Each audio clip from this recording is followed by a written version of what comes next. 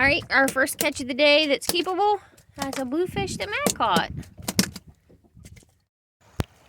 Giving away all my fishing secrets? No, I'm not giving away all your fishing secrets. We have run aground on purpose on Hat Island. Hack Island. We're gonna see if the fishing's any better here. It is currently low tide. Actually, I guess technically it's slack tide.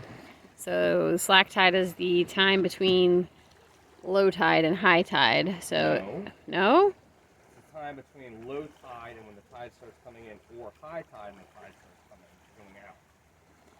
Yeah, what that guy said.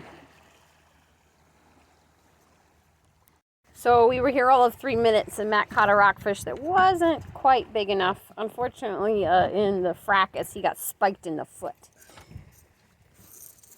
But the fish is released and swam away, so yay. Alright, so as I was saying, you want to get a rod? Our bait for today are soft shell crabs.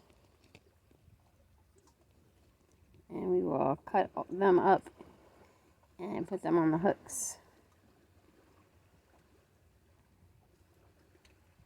But they're soft, so they can't really hurt you. We have caught, by we I mean Matt, caught another bluefish. Into the cooler he goes. The fish, not Matt. Matt wouldn't fit in the cooler, I'm pretty sure. You used to be able to fit in my cooler. I don't even want to know how you know that you used to fit into a cooler. That's the reason why we used to call them coffin coolers. Coffin coolers.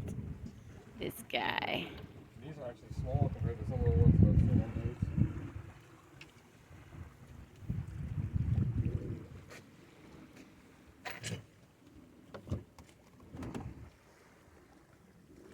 So we have 2 boxfish so far.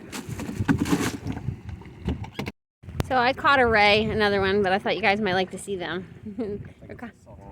A southern ray. Maybe.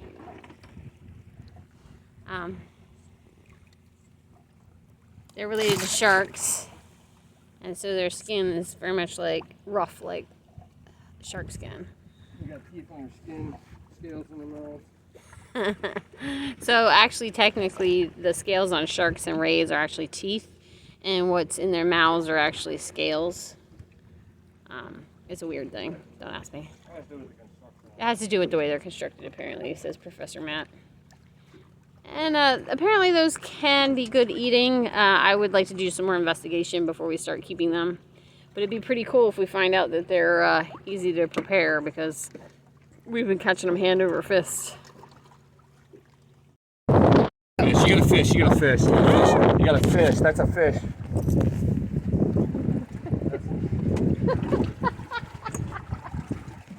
Oh man, we didn't get to film about the terrapin. Huh? So we didn't get to film about the terrapin.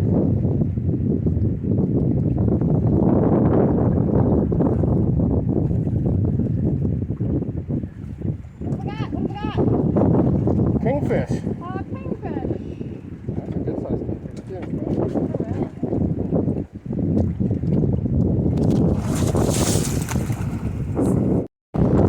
I caught a kingfish. Otherwise known as a sea mullet or a whiting. So very exciting. And I forgot to say he's big enough to go in the... He's a boxfish too. He's a good sized kingfish, Matt tells me. Alright, so we called a terrapin, unfortunately. And I had to cut the hook as close to his beak as I possibly could. Terrapins are unusual.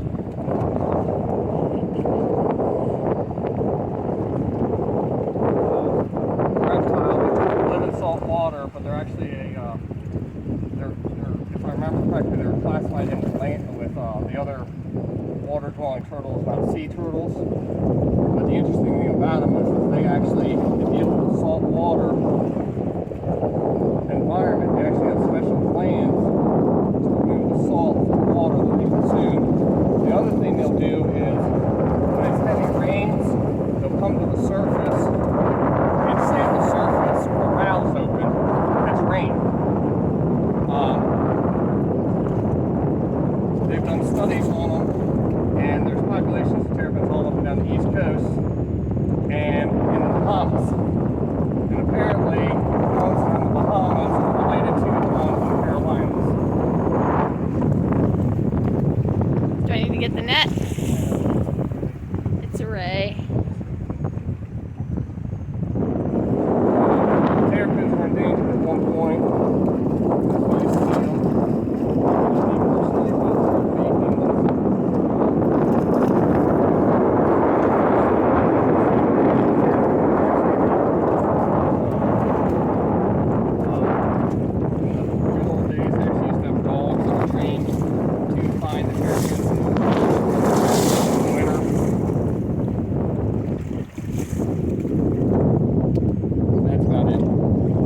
What will happen to that hook?